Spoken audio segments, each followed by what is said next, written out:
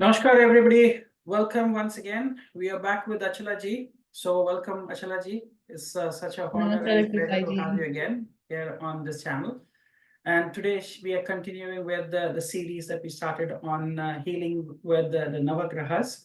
And today she's here to present about Shani. So, Achala ji, over to you. Welcome again, once again. Namaste, Dr. Pai. It's always such a pleasure to discuss with you about the Navagrahas. And actually, as I was thinking and looking through the videos that we have already done on the Navagrahas, I was quite even surprised that we didn't discuss about Shani yet, because actually Shani, Saturn, is very often such a big reason why people come to readings. It's such a big reason why people sometimes feel stuck in life. It's such a big reason why people sometimes feel frustrated as well, because his energy is very special. And of course, he's a very, very unique planet in so many ways. So Saturn himself, of course, he's most commonly known as the son of shadow or the son of Chaya. He's the son of sun god and the shadow.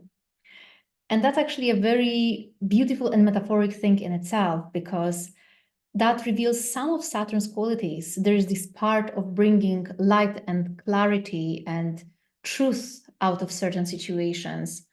And there is also the part of Saturn which is more hidden in the shadow and perhaps a little bit more dark as well. I personally saw that people generally have tendency either to glorify Saturn or to vilify Saturn. But in reality, he has both things. Saturn indeed can be this planet who can show us the light, show us the reality, show us things how they are in their most raw sense. But Saturn can also sometimes completely overshadow us and cover us with fear too. And through that, he can take us actually farther from reality. In fact, Saturn is known as the main key planet that is showing what are our fears, really, what we are scared of. And that's in itself a very fascinating thing, because if we think of Saturn and his position in solar system, we see that Saturn, from our earthly perspective, is actually the most distant planet, the last planet actually that can be seen by human eye, naked eye itself, which in a way shows us our limitations, our limit, our boundaries, but also indicates to us that beyond that, which we can see and perceive, is also something unknown there, something that we have no control over, perhaps. And frankly speaking, one of the major fears that all of us has is this fear of all these inevitable things in life: fear of death, fear of the unknown, fear of poverty, fear of the disease, fear of things that suddenly come into our life, transform it entirely, and we have actually no influence on that whatsoever. So of course, Saturn, being also the primary karaka of our 8th house and all those inevitable things in life, represents that as well. And when we think of that, it makes it very logical why Saturn is so often seen as the ruler of time itself. In fact, the ruler of Kala, the time. Because all those inevitable things in life, things we can't predict, things we can't control, again, disease, poverty, accidents, death, these are the things that bring us the biggest suffering in life. And usually we never see them coming. We can't expect them. They just come into our life. And we have no control of them at all.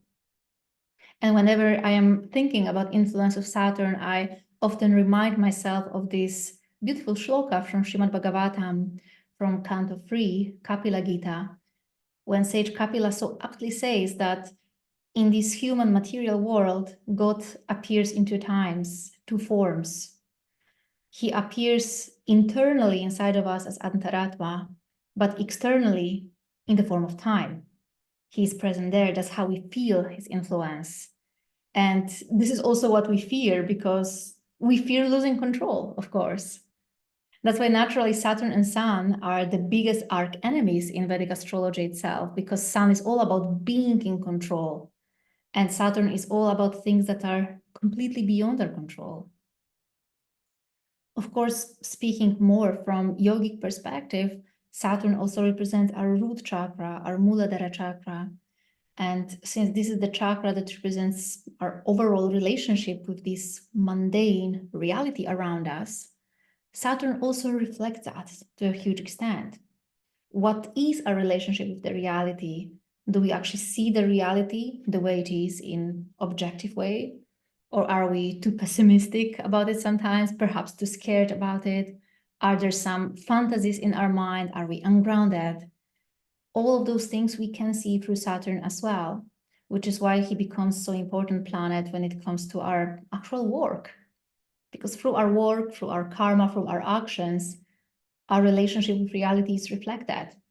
Whether we are hardworking, whether we are lazy, all of that can be seen from Saturn itself. And of course, since the Devata strongly associated with Saturn is Varuna, who is the cosmic judge, quite literally, in our very mind, Saturn also represents this inner judge. And in the most healthy expression, Saturn's influence can be felt in our mind in the form of simply moral compass, feeling what's fair, what's right, what's good for everyone, not just for me personally. So Saturn in his most healthy expression can help us also to be very impartial, for example.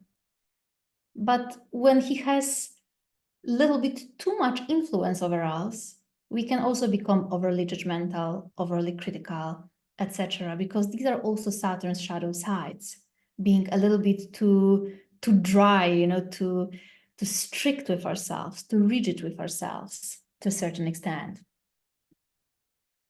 So in the same way how we were kind of analyzing the journey with all the grahas and how it evolves, the way how we evolve as well, I would say that the energy of Saturn can be felt in its most primordial and its more raw form through fear itself.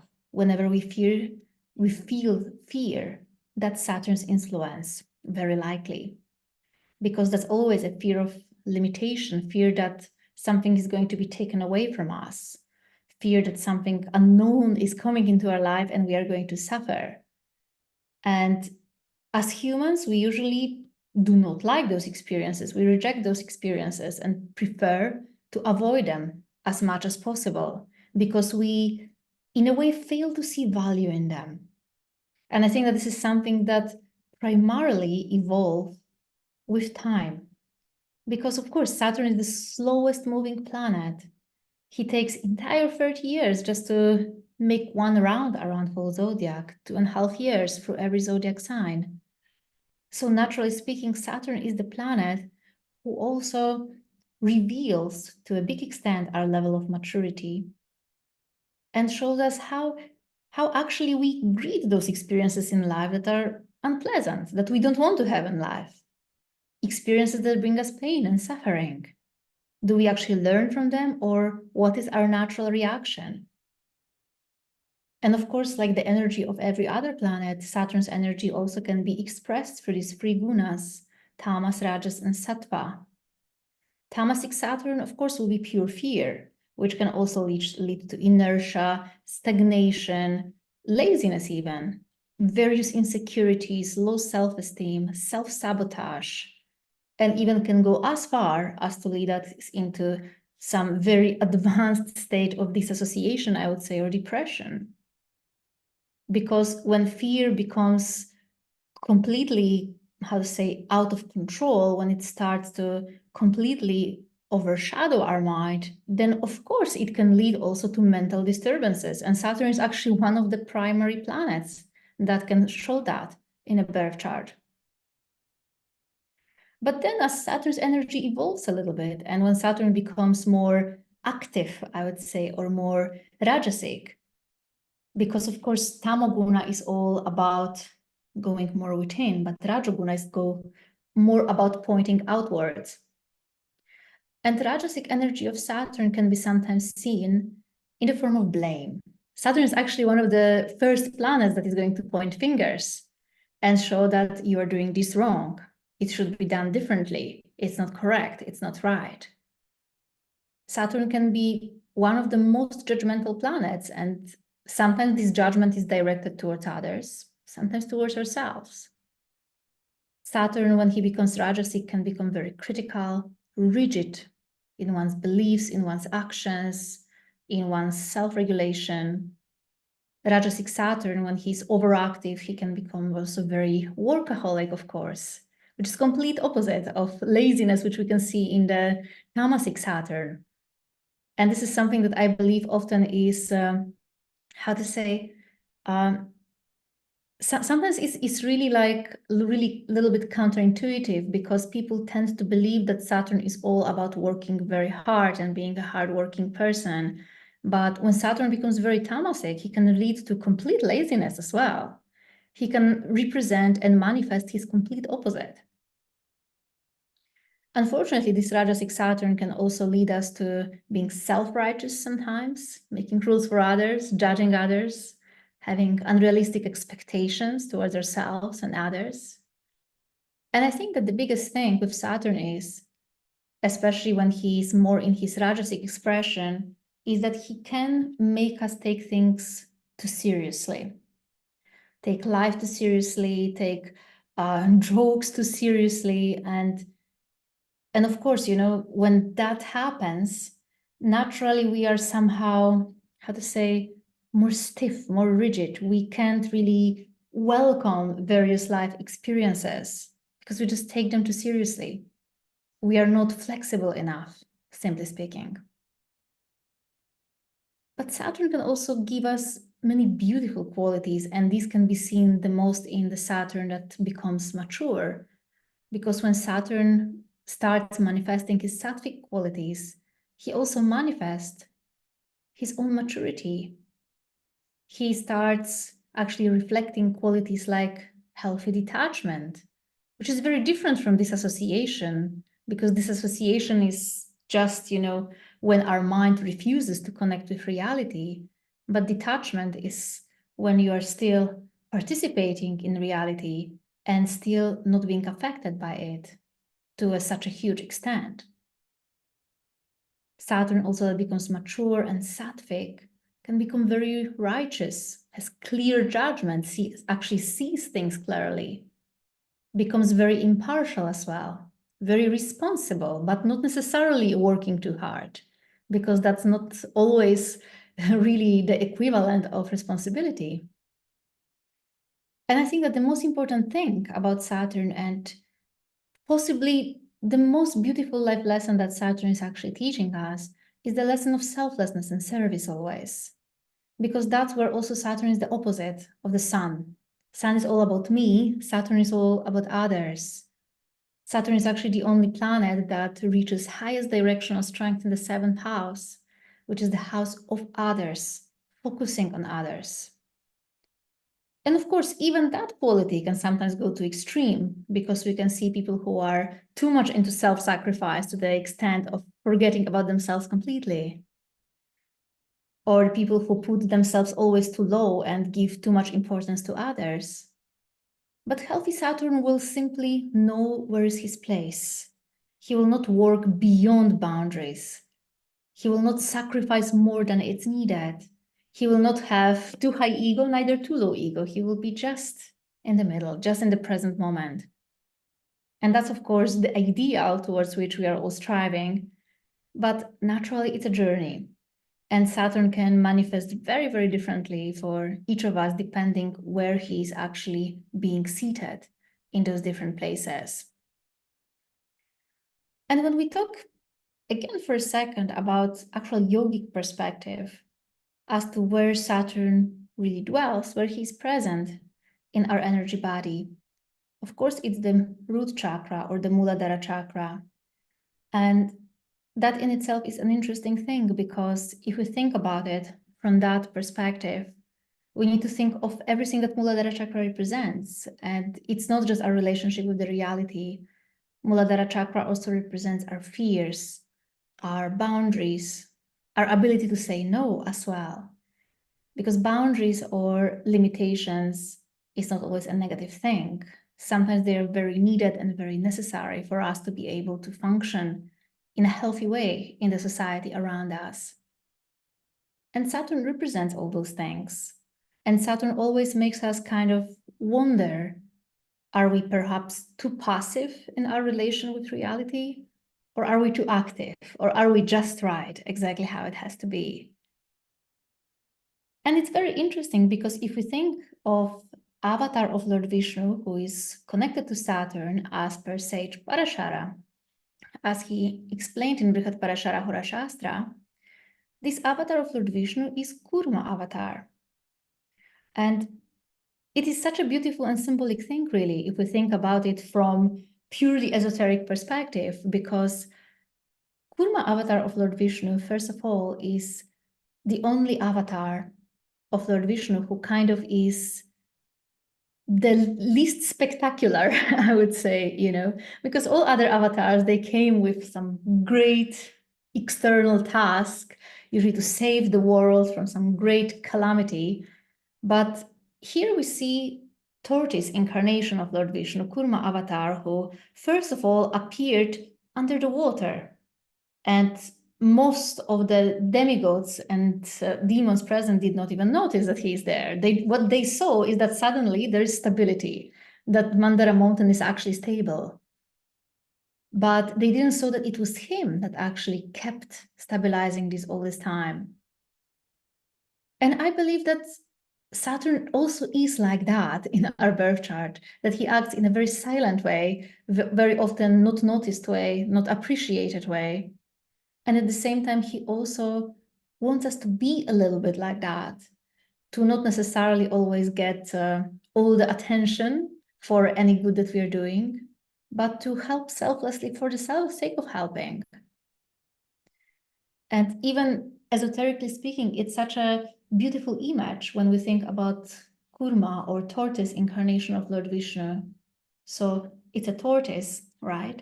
And on top of him, there's this huge Mandara mountain, which is around which we have Vasuki serpent, and the gods on one side and demons on the other side keep pushing in different directions. And of course, that very Mandara mountain and Vasuki around it is like the greatest representative, we could say, of our own spinal cord, our own Sushumna Nadi, and what's happening to it during our own spiritual journey, when we are being pushed to opposite direction by the devas and the asuras sometimes. And the only thing that can truly stabilize this process is when we are grounded, firstly, when our root chakra is actually grounded, when we don't run away from reality, but when we are firmly rooted in it. And of course, another most beautiful interpretation of that story that we could take is that whenever time of transformation comes, time of chaos, great deluge comes, actually how we can keep our mind calm, how we can remain our inner stability and peace is by putting our mind, which is also the representative of Mandara mountain, on God himself, who is Kurma Avatar himself. And that's also something that I believe Saturn truly represents, this ability to stay very patient and very tolerant when the so-called difficult experiences in life come. And at the same time, to remind ourselves that as difficult as how to say, churning as this experience may feel inside of us, it's usually never as tragic, as difficult as our mind makes us see it. And this is something that we can also learn very beautifully from Bhagavad Gita itself, from chapter 1, in which Arjuna is also faced with doing his own duty. And he definitely doesn't want to do that. But why he doesn't want to do his duty is because his mind is going into meltdown. There's one negative thought after the other. And this leads him to anxiety, to depression. But then if you take every single of these worries and concerns that Arjuna expresses in chapter 1 of Bhagavad Gita, you will see that most of them are baseless. They actually had no connection with reality. And this is also where, how to say, in challenging times, how we can be very easily tossed to the left and right because we don't have strong roots. We are not strongly rooted in reality in the present moment. So our mind just takes us to different places. And that, I think, is like the best thing to remember really whenever Saturn's influence powerfully comes into our life, because astrologically speaking, Saturn is a Vata planet, it's an airy planet. So of course he will bring storms and turbulences into our lives. But then speaking from yogic perspective, he also presides over our root chakra, which means that very similarly to the tree, whenever it's actually rooted strongly, it's not going to be taken away by the wind, it's going to stay. But those trees which don't have strong roots, they're going to fall, they're going to collapse. And if some plants actually survive that don't have strong roots, these are the ones that are very low. So if we don't have strong roots, at least we should be humble, right? Like Chaitanya Mahaprabhu said, be more humble than a blade of grass. Because grass, you can walk over it, the wind can come, the cyclone can come, nothing will ever happen to it. So that's truly, truly a beautiful thing to always remember, that most of those life experiences are there to transform our ego. And as painful as they may be, there is always some higher perspective. And in the same way how Lord Krishna in Bhagavad Gita actually finally tells Arjuna to just take a step back for a moment, and rather than going into those endless worries, remind yourself that there's a bigger picture. You're the soul, you're something greater. In the same way, I believe Saturn reminds all of us to just take a step back and don't take this reality and those things so seriously and so personally, but to really see the bigger picture. And what can be actually a better planet to remind us of that than the planet which is literally most distant from Earth? If we could actually see our Earth from perspective of Saturn, how it looks like, it would be just a tiny, tiny little speck and dot in the sky. That's how tiny it's going to be. And that, of course, is always a fascinating thing to put into perspective, to just zoom out for a moment and see that even if, okay, there is an experience right now in my life that is not really pleasant, that Mr. Saturn is bringing, but there is also something higher about this. It's all a part of a bigger picture. And it's not necessarily always, I don't believe it's very, how to say, useful for us, even if we are on a spiritual path, to go into the stories that this is a punishment from God, or even that this is a karma that I need to go through, because these are very, I would say, if we don't understand really those concepts well, these can be very cheap excuses sometimes to simply not face our issues. But Saturn doesn't want us to blame whatever comes into our life on others, on karma, on God, on whatever other external source, but to really look just deep into ourselves and ask ourselves, what is there really that I'm learning here that I can change, that I can do better, that I can do differently? And of course, as our root chakra, we can also see there that there is Brahma Granthi, or one of the three Granthis in our energy body, something that we already mentioned a little bit when we were talking about Rahu and healing Rahu. We have, apart from the chakras in our energy body, we also have these three Granthis: Brahma Granthi at our root chakra, Vishnu Granthi at our heart chakra, and Rudra Granthi at third eye chakra, which are almost like spiritual Gandantas, we could say, in our own energy body, a type of energetic knots which are bound specifically by the gunas. And Brahma Granthi at our root chakra is what binds us to this world through Tamoguna specifically. And this is one thing that is very important to remember, that ultimately Saturn is a tamasic planet, which means he is very survival actually oriented. He is very raw in his energy as well. And indeed, sometimes he can appear to come in our lives in these very fierce forms as well. Which is why whenever people are asking like which aspect of the divine is best to approach when Saturn's energy very powerfully enters into our life, I would say that, of course, we can either pray to Lord Vishnu in the form of Kurma Avatar, for those natives for whom Lord Vishnu is, let's say, their chosen deity. But for those natives who feel closer and they feel it more in their heart when they connect with the Divine Mother, they can also always connect to Goddess Kali herself, Mahakali, who resides in the root chakra, and at the same time, who I would say among all the Devis, all the Mahavidyas, she is the best expression of the energy of Shani and Saturn, truly. Because she's being completely dark, and it's a beautiful thing because whatever you throw into the dark color, it just absorbs it. If we throw any type of paint, let's say into a black paint, this will turn into black inevitably.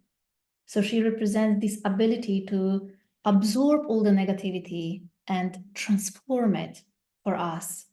So especially for natives who suffer from having many negative thoughts because of maybe Saturn's placement with the moon or Saturn's placement in the third house or anything of that sort, it can be very helpful actually to pray to Goddess Kali and literally just feel how all those negative thoughts, visions, etc. just merge back into her, simply speaking. But since she is also so fierce in nature, of course, she also is the form of mother who helps us overcome all our fears that Saturn may be sometimes causing as well. Because she actually teaches us to look all our fears right in the eyes rather than just trying to avoid it. And I think that this is one of the most beautiful things really about Mother Kali, because if we look at her, her image is not so, let's say, compelling, right? Like some more, let's say, sweet forms of Divine Mother, like Mother Lakshmi, Mother Gauri, etc. She's very often described as being emaciated. She's dark, her hair are disheveled. She's naked, representing, of course, the nakedness of the truth, the reality that just presents itself the way it is. And usually when this reality happens to be somehow unpleasant to our mind, then what we do, we just move our gaze away. We don't want to look at it. Or like Saturn, he's always described to look down, simply speaking, to not even face the reality sometimes. And Mother Kali is this beautiful aspect of the mother who is actually teaching us to not turn our gaze away, but really look into the truth. And this can be seen so much in human psychology that whenever we see something difficult, something we fear, for example, we don't even want to look at it. If we think, for example, of people who are afraid, I don't know, of snakes or spiders, they don't want to even see the picture of a spider, right? They immediately turn their eyes away. Whenever we walk on the street and there is a beggar on the street, so common human, let's say, behavior is to look away, look the other direction, because we never want to really look what we fear, what we feel insecure about, what is unpleasant and challenging to us in the eyes. And Mother Kali, of course, is this goddess who firstly gives us this courage to be more fearless, to transcend our fears. Because of course, being fearless doesn't mean that we will never experience fear again. It just means that we will approach it differently, embrace it differently. And she helps us also to deal with all those difficult life experiences, transformations, pain, death, all those things that are completely inevitable and beyond our hands. And she comes as this reassurance that even though we may feel sometimes very alone, that life is out of our control, but yet life is always at least in control of the divine, and at least this little trust we should have. So she's truly, truly a beautiful reminder of that, actually. And of course, when we think that Saturn's energy truly represents Mother Kali herself, and it's really not surprising to think that even speaking from a Vasta perspective, Saturn is the only planet that causes actually Kshudita Avasta or start state to every planet he's conjunct with. Because every planet immediately feels somehow insecure when it's around Saturn. There's already something, some interesting type of energy being evoked from that planet. But of course, through connecting with the divine, we can transcend that as well to a certain extent. And actually, we can allow more healthy expression of energy of Saturn to be present in our lives. And when it comes to healing Saturn, really, or uplifting Saturn, like I mentioned, I really recommend to people often to just pray to Mother Kali, same like in the case of Rahu, to use, for example, her mantra Om Krim Mahakalikaye Namaha, while actually focusing on our root chakra to really transform this part of ourselves. Or for natives who feel more attracted to Lord Vishnu, they can also chant Om Namo Bhagavate Kurma Devaya mantra. Just also another very simple mantra, but can help one especially to find stability within in very unstable times in life sometimes, because Saturn will inevitably bring them. But on the more practical perspective also, one of the best remedies for Saturn is, of course, simply meditation, silence, and just going deep within.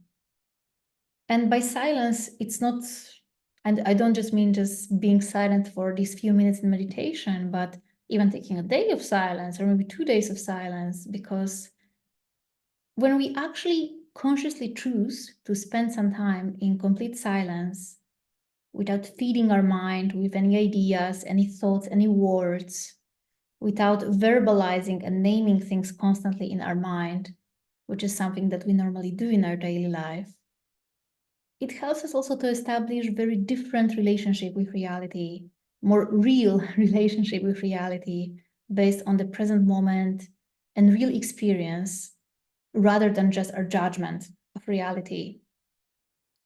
And this is something that I have experienced a couple of times whenever I went into silence, that it's a very special experience, because normally when we are not in silence, we don't even realize how active our mind is.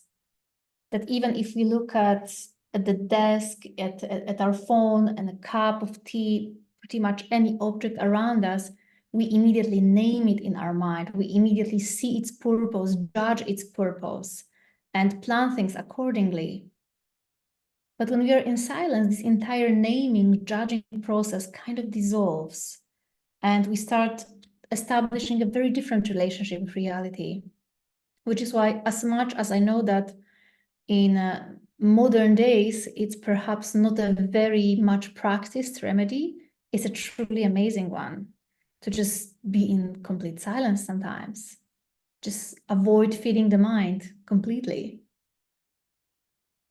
Naturally, as one of also the most, I would say, common remedies or ways of healing Saturn is always selfless service of any kind, really.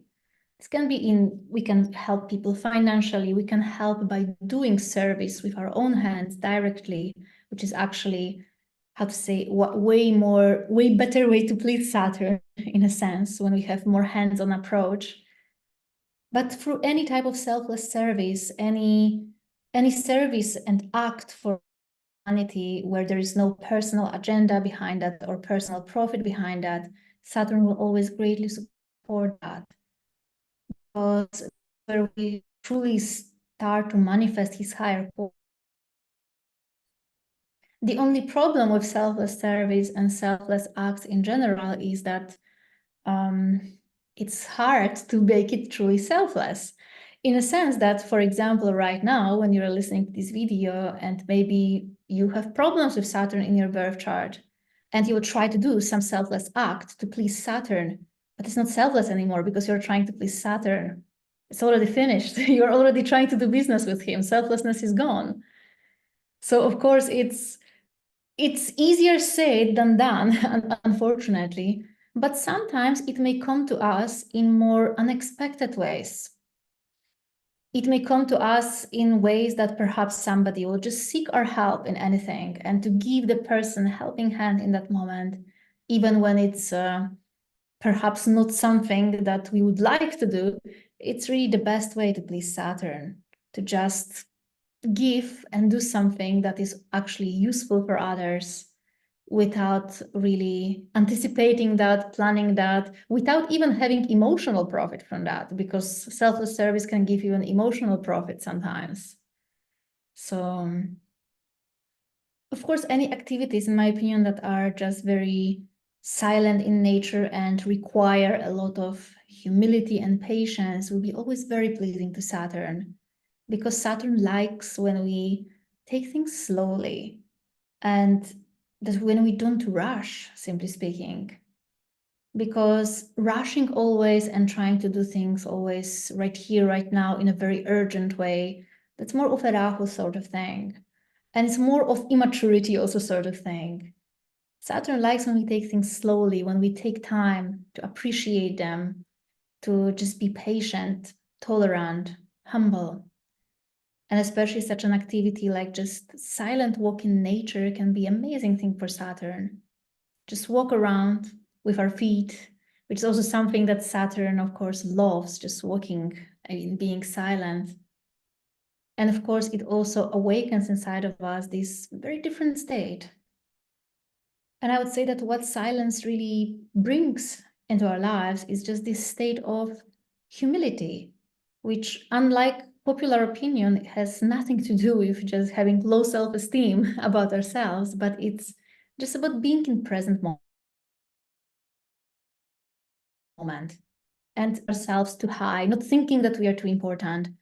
Because paradoxically, so much of our depression and anxiety and all of those mental disturbances and issues come because we just think we are too important, really. We feel that if we don't do this or that the sun will not rise tomorrow. But it's not the reality. The reality is that, yes, we have certain responsibilities, some parts to play in nature. But the moment we start taking that too seriously as well, it's not great either. Because then we forget what's our original position here, really. And we start being completely unnecessarily stressed about this reality around us. So, of course, all those very silent activities, selfless activities, I think that the biggest benefit that comes out of them that helps us to heal Saturn is just because they help us to go beyond the mind. That's it. And that's, I believe, ultimately what Saturn wants, be less in the mind and more in the present moment, simply speaking. So I guess that's all from me, Dr. Paiji. Astrology, it is always, I get immersed in this talk. I keep making some notes. Everything is like you take us on a meditative journey when you start talking about the Navagrahas. And it reminded me of my childhood days when we used to go to my maternal grandfather's house. They had a big well in the backyard, and they had a pet tortoise in that Oh, well, wow. and they called him Narayan. And I still remember Oh, as wow. young kids, we used to go and call out his name, and he would just come up from the depth of the well, because usually when somebody calls him and he sees he gets some food to eat. So Mhm. that reminded me of the Kurma Avatar that is there. And they are wonderful creatures, as I said, and they should always be not kept in today's world in any well or anything. Please don't keep them as pets. Let them be in the nature, in the natural setup, because that is where they thrive. But there are a lot of themes that came up as you've spoken about Shani today. Many of the things would be very, very for me, it was just a refreshing thing to understand when I went through this whole session with you. Okay, some points that I wanted to bring out. Very interesting that you talked about Kali Ma. Now, Kali wears a garland on her neck and of human skulls. It shows that how much of ignorance that is there. So she's just wearing a garland of ignorance of the people. And that reminded me, Achala, of Shani's drishti, graha drishti, which is there. If you see, if you look at the Mul Trikona, the head office of Shani is Kumbha Rashi, which is Aquarius. And if you put Saturn there, as now Saturn is transiting in Kumbha Rashi, it's Mul Trikona. Its third aspect, which is there, the special aspect, is on Aries. Aries is the head. So head of the ram. And you know the story, even in myths, they say it was Shani didn't want to look at the young baby of Lord Ganapati. In the Puranas, one story says Parvati or Gauri wanted her child to be blessed by all the devatas, so she invited everybody. But Shani was not lifting his head was down. And Parvati says, why are you not looking at my son and blessing her? Because Shani says, wherever my drishti falls, they say it gets destroyed. But she insisted on him looking at her child because she says, he's my creation. And then we know how, Ganapati loses his head and he gets a replacement of a head. So there is a story wherever, and this is something that I also, in my astrological journey, I always try to bring in myths, legend, Puranic stories, and folklores because they are not meant just for entertainment or just for passing on. There are hidden codified secrets. There are messaging that is there. Now, wherever Shani's third drishti falls, just observe with the relative. Somewhere there would be like a face saving thing that can happen with that. I'm not saying for everybody, but if the drishti is krura, so the third drishti is something that is one which is coming on Aries. So Aries is where the sun gets exalted. That's where his drishti is. And you will see this coordination with Sun and Saturn in many, many ways, and Sun and Jupiter, sorry, Saturn and Jupiter in many, many ways. Astrologically. Astrologically, you see wherever Saturn gets exalted, right opposite, in the opposite sign, you see Sun gets exalted. Also interesting, the Mul Trikona of Saturn and the Mul Trikona of Sun are also in opposite, which is Kumbha and Simha Rashi. Leo and Aquarius sign also are quite opposite. And interestingly, you will only see a shadow of yourself when the sun is ahead of you. You will see the shadow. You can't see your shadow behind. You will only see your shadow in front of you when the sun is behind you. So that is something that I wanted to bring out that is very interesting. The other thing is Saturn, even though everybody says Saturn is connected to, in Vedic numerology number 8, I cannot emphasize how important number 7 is also for Shani. And I will tell you one great secret from the South Indian. If you go to the South Indian Panditji in South India, anything that you have problems with Shani, which is you have Dhaya, you have a Sade Sati, 7.5 years, or you feel that you have a difficult Shani Mahadasha, which is going, invariably, most of the South Indian priests will ask you to visit Tirupati. Okay. Now, this always intrigued me. Why Tirupati? And only when I started studying and going depth of astrology, that's when I discovered Achala. Why Tirupati is very important. The first thing you have to know, the Lord sits on the 7th hill. Okay, it's called Venkatadri. There are many hills as you go. You have to pass through these 7 hills to reach there. So the 7 hills are, you have Anjanadri, there is Garudadri, there is Vrishabhadri. So Giri means it is like mountain. So these mountains are 7. So the 7th hill is called as Venkatadri. That's where the Lord sits, Srinivasa. And most of the locals visit him and pay respect to him on Saturdays. If you go on a Saturday, Tirupati is absolutely very busy. Okay. So I was, and I know that there is the power on the mountain on the 7th hill of Shani and also of Rahu, because the 7 hills are not his abode. The 7 hills are controlled by Bhu Varaha Swami, who is also called as Adi Varaha.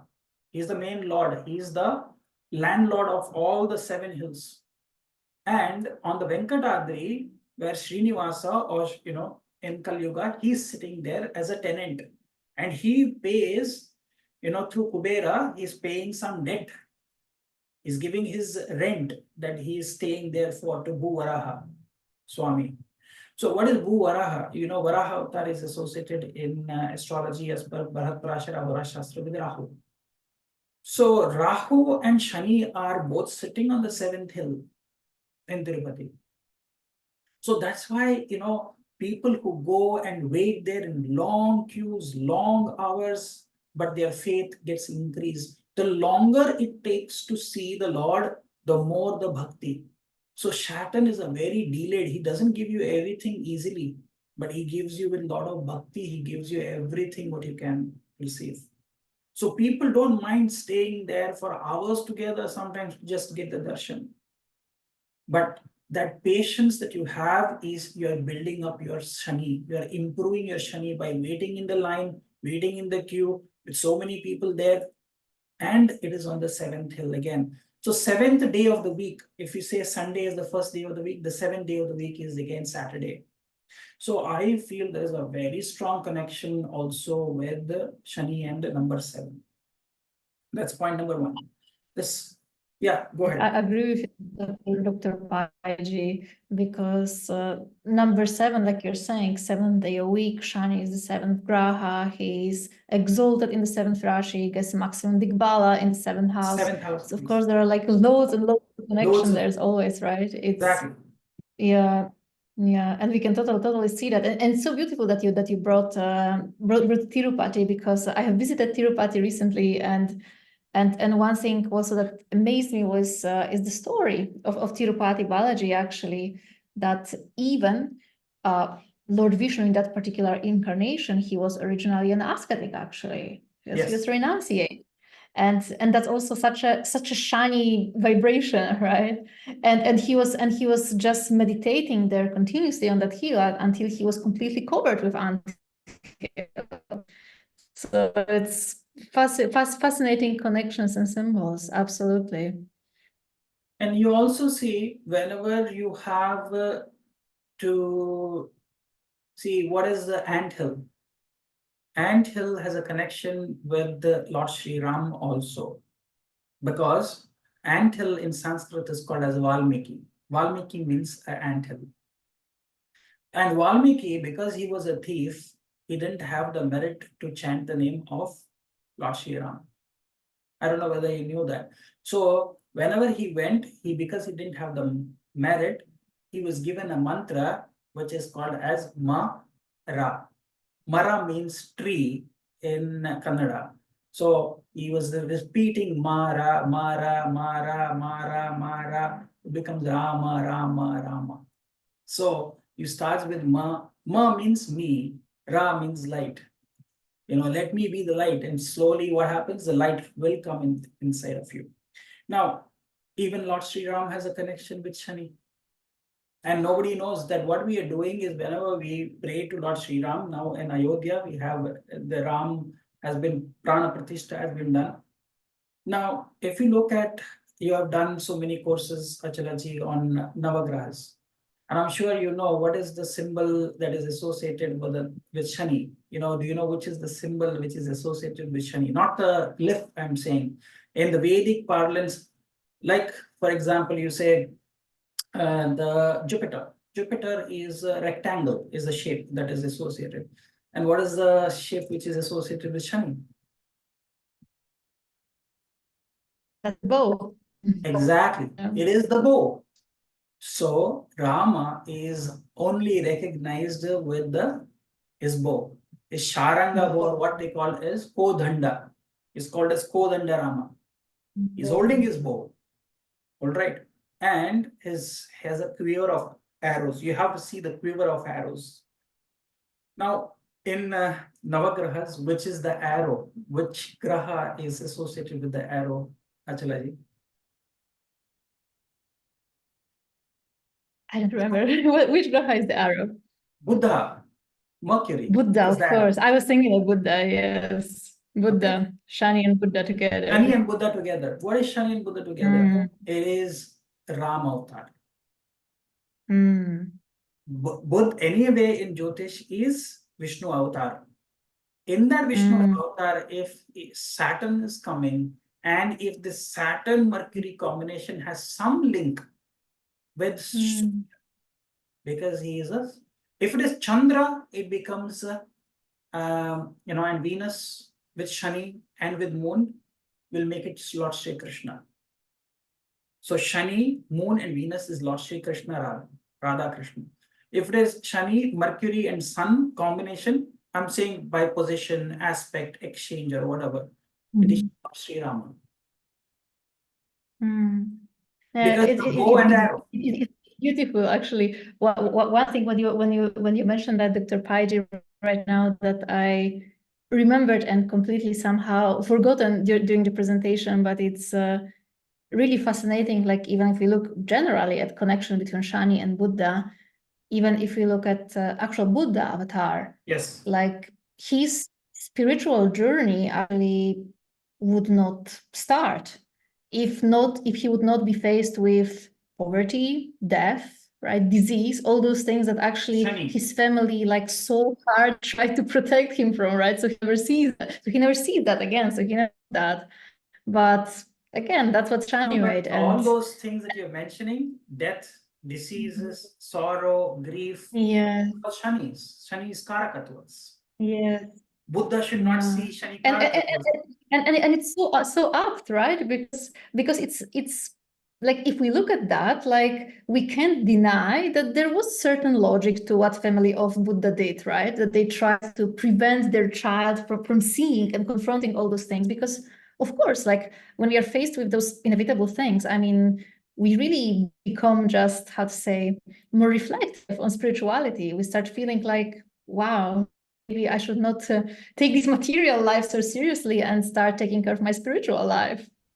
Yes, that's what I'm saying. There's so much that is codified. These are all, I would say, astrological nuggets of information that were codified in some way or another. Now, a few more observations. These are astronomical observations that probably would be interesting for many people, and something to do with biology as well, with Shani. The first thing is Jupiter, Guru, Jupiter, he gets exalted in a Shani's nakshatra, which is Pushya, and debilitated in Shani Rashi. Shani, however, if you take 20 degrees as Vishaka nakshatra, the starting point of Vishaka, it's almost the border of Swati and Vishaka. So in a Jupiter's nakshatra, Shani is getting exalted in Vishaka nakshatra, and he's getting debilitated in Mars's Rashi. That's one thing. But what is the connection between Shani and Guru so much? I always wondered why, in astrology, we always look at the effect of Shani and Rahu. Now, for example, as we speak today, the effect of Shani and Rahu can be, the Rashi Drishti can be seen, combined energy is on Aries as well as on Leo.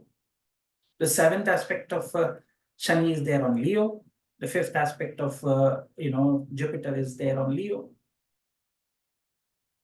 So the astronomical thing is Jupiter is the planet in the solar system which is the fastest rotating. The revolution is the fastest, which is within 10 hours, 1 day on the Jupiter is 10 hours, Earth hours. Saturn is the next, which is very, very fascinating. So 1 day on Saturn is around 10.7 hours, Earth hours. Earth takes 24 hours, Jupiter takes 10 hours, and Saturn takes 10.7 hours. Now look at the revolution around the sun. Saturn takes almost 30 years, which is 29.4 to be more precise. And Jupiter takes almost 12 years, which is about 11.86 precisely, if you look at it. Now, the fascination between Saturn and Sun, just look at the Saturn and Sun. Sun takes 1 day to cover 1 degree. Okay. Now we say Saturn takes how many to cover 1 Rashi? It takes 2.5 years, which is 30 months. That means technically, if you look at it, it takes 1 degree per month. Sun takes 1 degree per day, and Saturn takes 1 degree transits in 1 month, 30 days.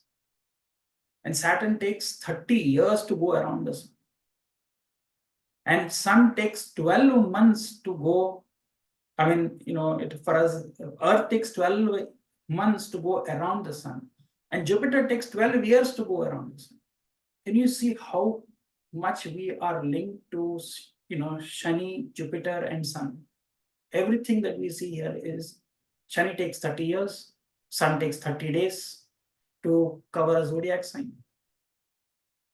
Jupiter takes 12 years. These are beautiful things. Yeah, because it's like, I think that like when we are faced with facts like that, it's really hard to deny the presence of God, right? And that there is some higher presence behind all of that, because of course everything is so fine-tuned actually in solar system that it's almost impossible, that somebody could fine-tune it so perfectly. And that is why I wanted to bring another angle to it on the biology and also on music. Just to add to this, now I said about the astronomy, there is a lot of symphony there. Now look, as above, so below. As inside, so outside. As within, so without. Now look at this. Do you know the human vertebrae has 24 columns totally? 7 in the cervical, we have 7. So we have only 7 navagrahas which are visible. Rahu and Ketu is not there. We have 7 here. Then we have in the thoracic center, we have 12 vertebrae columns. We have 12 rashis. And at the bottom, we have 5. 7 here in the neck, like the 7 visible navagrahas. Then we have 12 in the thoracic, and at the bottom we have 5. Generally, they call it, L1. L1 is the lower lumbar region, 5. There are Panch Mahabhutas. So 5 Mahabhutas, 12 Rashis, 7 Navagrahas which are visible. Now, there are 24. If you look at the Saraswati Veena, there are 24 frets in a Saraswati Veena. There are 7 strings in a Saraswati Veena. If you look at the Saraswati Veena, the end of the Saraswati Veena is very big. It's like the human skull. The base is, there is a symbol. Do you know have you seen the symbol of the Saraswati Veena's, the end? That is one symbol that you have to remember. You know what is that symbol called in Vedic parlance? You have to see the Saraswati Veena's end, which is not the other side where there is a big thing. It is the symbol of Buddha, which is Yali. You know what is Yali? The vehicle of Buddha. That is the symbol. You would see many temples that Yali is there. So 24 frets on the Saraswati Veena, but Rudra Veena is only 8. Look at the coordination. Saraswati, Gayatri. What is Gayatri mantra? 24 syllable meter. How many columns we have? 24. How many Saraswati Veena frets has? 24. So basically, when you're playing the 7 strings, what are we doing with the Saraswati Veena? We're doing something which is tuning in our column. It is also activating the cells in our brain. Rudra Veena. Rudra Veena is not the same. Rudra Veena is very different. And who used to play the Rudra Veena? Shiva and Ravana. Once there was a competition between Shiva and Agastya Rishi. Not Shiva and Agastya. Ravana and Agastya. And Agastya Rishi played the Rudra Veena, and he could do something which is miraculous. He could lift the mountains, he could move things and other things. Ravana tried with all his powers, he tried many things to do, but he couldn't move. He could create the most beautiful symphony, but he couldn't move mountains. Then he prays to sage Agastya and he says, what is the secret? I know the Rudra Veena very well. You also played the Rudra Veena, but how did you make things move? He said, I use the strings which is the veins of this animal called Yali, which is Buddha. The veins. So he used to play with that. So Ravana found the technology to move mountains with that. And that's how he could really move and create a palace, which is gold. He could elevate things with that knowledge. I also wonder, was this information and knowledge there with the Egyptians and the pharaohs? Because they knew how to move big blocks. Even today, we can't build the pyramids in Giza. Was there a lost technology? Was there a sonic technology which was there in existence we have lost and we don't know about this? Anyway, these are many such things that have come to my mind. And I just thought I will share it with the audience, because there's so much of symphony that we see with the Navagrahas and other things. It is baffling with the human body, with music, with the astronomy. It cannot be a coincidence anymore.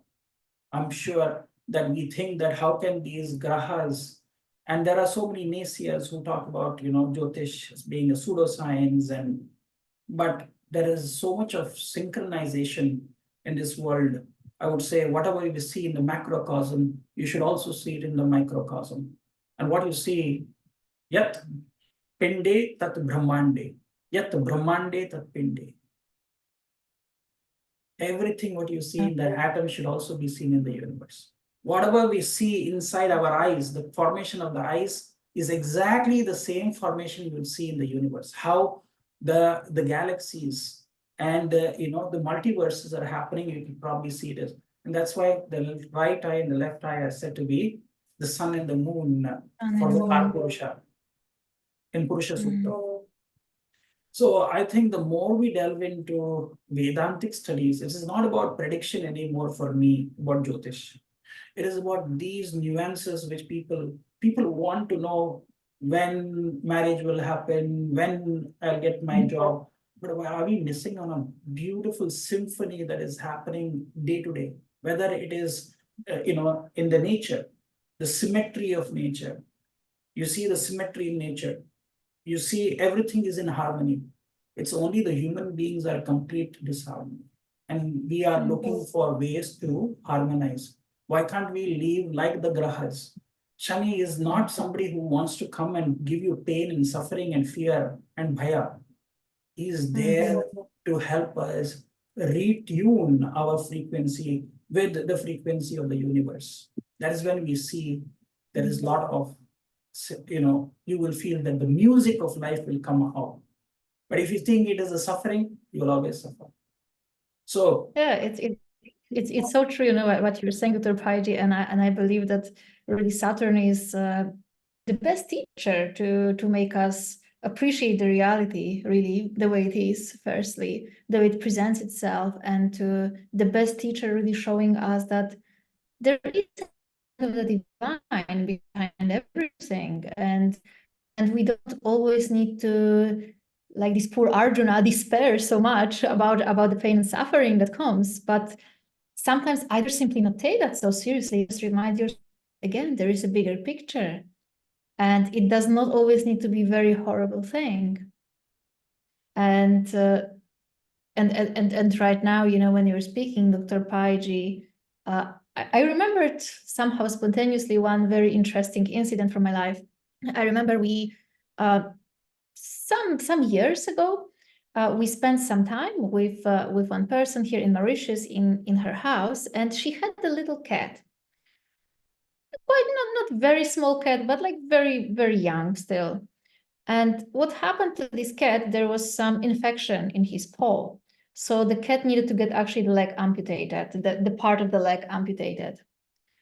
And what really was very fascinating experience for me in that moment is that all the humans, people around this cat, they were just like, oh, such a poor cat, like his leg needs to be amputated. It's so sad. It's such a small, it's so young still.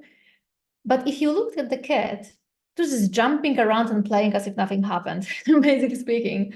And then I thought to myself, like, wow, can't we be like that, more natural and not making big drama about things, basically speaking? For the cat, nothing changed. Its life continued as it was before. Cat was happy, playing, playful around, jumping all the places as if nothing happened.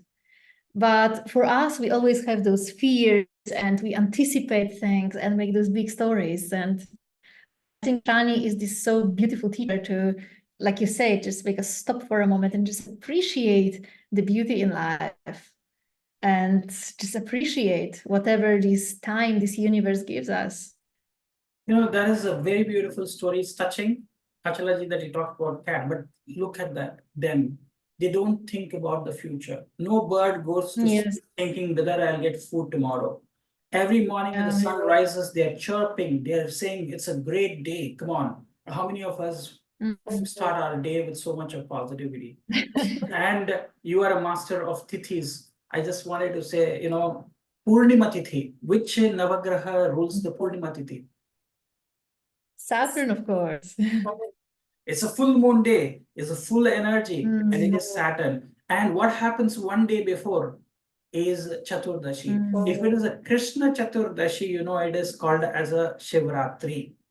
And on that night, leading into the Purnima, just on that night, what is the advised thing is to keep your spine straight. That is on Mahashivratri. Everybody keeps their spine straight and you sit, you'll take the vigil all throughout the night, leading through the Chaturdashi, going into the Purnima. Isn't it? It's fascinating why we do that. Why the yogis have advised to keep your spine straight on the Chaturdashi night. And that brings us to what you said, because Kurma Avatar is the Mandara mountain is the spinal cord. He is sitting, Kurma is sitting at the base of our spinal cord, which is our Muladhara chakra. He is giving us the balance. That's why I believe also there are so many issues very often, like actual issues with back, issues with spine are, I think, one of the very common health issues that people with problematic Saturn do experience. Yes. Because of course, either we feel completely overburdened, reality around us, this is when our chest collapses a little bit, we feel burdened, or sometimes in lumbar region or the lower back, because I think that even in the science of psychosomatics, they are always saying that Saturn represents also this this uprightness inside of us, also sense of righteousness, our beliefs, our core, really. And when that is strong, everything else will be strong, of course. And then, of course, when the spine is straight, also the Kundalini Shakti can rise. Otherwise, no progress can really happen. But even that comes with certain level of self-discipline, of course. And that's one of the biggest lessons of Saturn, I believe, self-discipline and self-regulation, which, unlike our fearful mind telling us that self-discipline is the way to, completely destroy our freedom, it's actually complete opposite. Because if we have no self-discipline and no self-regulation, how can we claim that we are free if our desires are ruling us all the time? We can't claim that, really. And ultimately, Saturn, as an airy planet, of course, wants this freedom for us. But it's not something that can come just like that. It comes with certain inner training, of course. No. This is why I'm saying, whatever you have summarized in your last slide, I think that is the best message for Shani. One is a selfless service, humility, and silence and meditation. Because, if Saturn is sitting in the Mula Trikona of Aquarius, the 10th aspect goes on to Scorpio, as it is now. The 10th aspect is Scorpio. What is Scorpio? Scorpio is to go and seclude yourself, and it is the most hidden Rashi. So that gives you the most solace. So silence, Mauna Vrata, meditation, and I've also seen certain yogic techniques which is related to your stomach. Why? Because it's aspecting your 5th house, which is the natural 5th house is Leo. So wherever Shani's Mula Trikona is, it is aspecting 7th aspect is on Leo. So what about the stomach? Like you do Brastika Pranayama or you do Kapala Bhati where you're quickly taking, that's supposed to be very good for strengthening your belly and also strengthening your Shani. So, and silent walks, what better than the silent walk? I also tell most of my clients, if you're going through any spinal issues, hip issues, leg related issues, there is a yogic walk. I don't know whether you've heard of this yogic walk, is called as the number 8 walk. So if you start walking in the formation of number 8, what happens is every time you change and shift your legs, so you take about 10 feet by 5 feet, and you start walking like this for 15 minutes. And I found this from one of my neighbors who was elderly in Mumbai when I was living. He used to do this in the park. So one day I went, and he's my neighbor, so I just was chatting with him. I said, why do you do this? He says, this is the best exercise for diabetes, and I have controlled my diabetes so well by just doing this walk for 15 minutes every day. It's called the infinity walk. So basically, by doing this number 8, by walking in the formation of number 8, that was so very good, because what is happening is, if you see how you move and shift, keep shifting, your backbone and your limbs also have to keep shifting, and your knees also keep shifting. So what is happening? There's a lot of exercise which is happening on all whether it is your ankles, whether it is your knees, they are connected to your 11th house and your 10th house, which is the natural signs, which is, Shani signs, Capricorn and Aquarius. And with the hip and your shoulder and everything is shifting. So try this, see if you can walk in the formation of number 8. It's called the infinity walk. It's a yogic walk. And you will start seeing your health becomes much better. 15 minutes every day. And I thank this gentleman for bringing me to this knowledge. He said it's an Ayurvedic, or it's a yogic technique. It's like an asana, by walking in the formation of number 8. But it sounds really interesting, because also I can totally imagine that as one would walk in that way, that naturally even all the joints in the feet and in the legs Exactly. will constantly Everything is getting shifting, right? Yeah, shifting. So we are actually, what we do through that, I would imagine, is that really it increases just flexibility, right, in those joints, of your bones, and that's exactly like how we see Saturn. Like whenever Saturn is really out of balance in a chart, I would say the first thing we'll see is always stiff joints, painful joints, right? Yes. And why? Because of course because the reality hits us with all those storms, and we try to be so stiff instead of just being a little more flexible with that. And if you see most people who have joint related pains, I feel it is because of the build of uric acid in the body, which is also a condition of gout. So certain foods like lentils, after a certain age, when you're younger, it doesn't, because your kidneys are strong, it can flush out the uric acid from the body.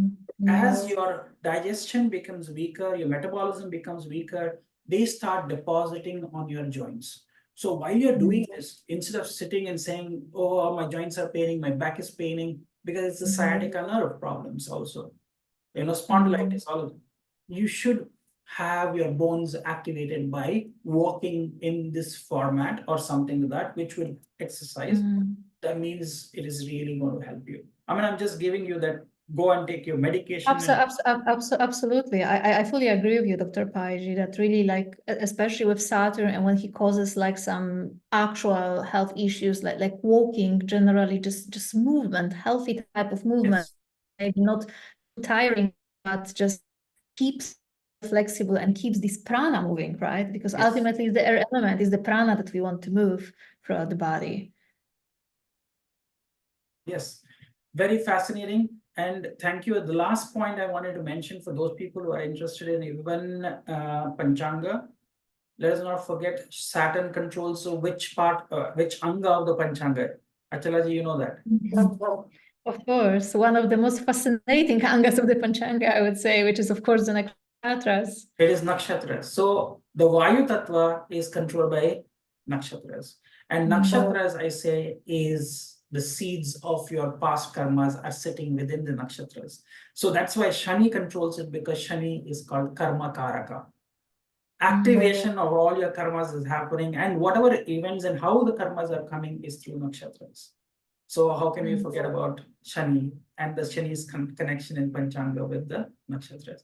It's also Vayu Tattva, which means every breath we take, And our existence here is also like Shani. Absolutely. That's why even such a simple thing like because sometimes when people see the remedy like meditation, you know, or silence, again, those fears arise in our mind because I don't know how to do it, I'm not good at that, etc., etc. But actually, the most simple form of meditation is just literally observe your breath. That's Yes, pranayama. Breathe, Exactly. breathe Simple. consciously. That's it. Yes. Very Yes. simple. I know, Achalaji, I think it was great to have you here with such a, profound, insightful discussion. And simply, I want to say, as simple Shani is, Shani should guide us in making our life much more simpler and keeping it simple. If you are simple, you'll see all the wonders of your life will start unfolding for you. You don't have to really go to Shani temples, offer oil and all of this. At least start leaving Shani as an idol. Idol is, being organized, planning things, having humanitarian things that you can do, for the needy, the people who are, lesser fortunate. I think that is greater service than just going to temples and offering oil or things. I don't mean to say to anybody who has faith, Absolutely. please go and do it. But I think let us leave the example. Shani likes when you live your life as how he likes common people to live. And if you live that kind of a life, I'm saying humble in service. I think we have lost her. Let's wait for a minute for her to join back.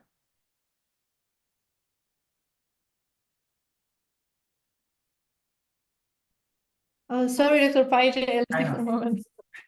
That's okay. I think we were just wrapping up. But it is such a great honor to have you, Achalaji. And every time you come, it opens up so many doors for me. And that shows how great of a teacher you are. Because if you can bring out the the essence of any navagrahas, there is nobody else I feel that can bring it out with such beauty and with such humility. So I'm very grateful for the service that you have provided today on this platform. Dr. Pai. Thank you very much. Very grateful to you. Thank you so much, Dr. Pai. Thanks. Yeah.